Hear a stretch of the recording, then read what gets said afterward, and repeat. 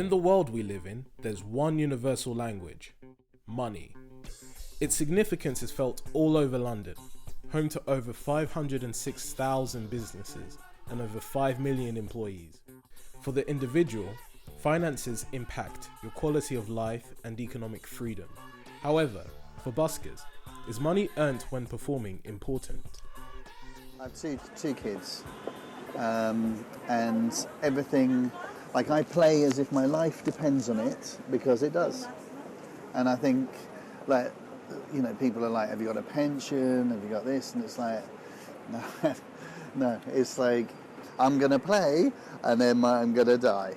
That's it. That's how it works. So yeah, it was a bit tricky, but then I decided just to say, okay, I need time for my music, to work on my music, and so I just took the risk to leave everything and just say, okay, I will see what's going on. So I was busking my ass off to try and survive in London and to make as many connections I could. Okay, so one day I just started busking on the street with a mate, and then I just saw how fun it was. Like, just people randomly walking past, and you just see raw reaction, and people just stopping and just putting money in your guitar case.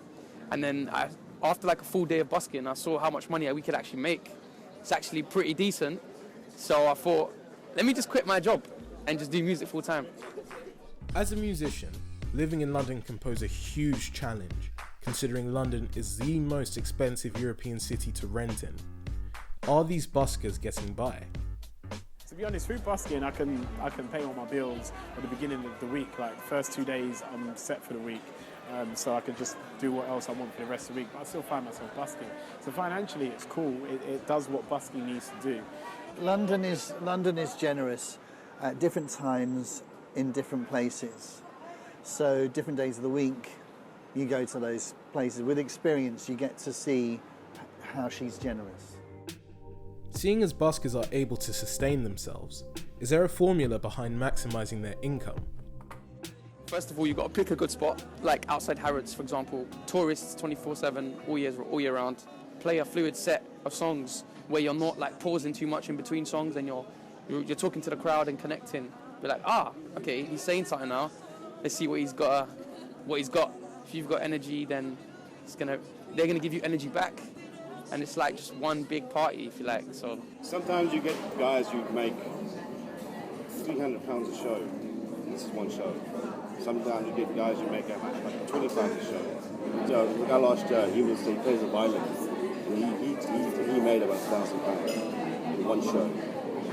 He sold his CDs for like £10. All things considered, money is important to buskers, but is it at the forefront of their minds? You know what, when I go busking, I never think about that because I don't expect anything. So when it comes, I'm happy because I never know which kind of population I'm going to have in an hour. And it might suddenly start raining and I'm going to go back with £1. Or my voice decided, ooh, it's not working. You know, you're never going to be a millionaire, but I basically play until I've got what I need and then I stop.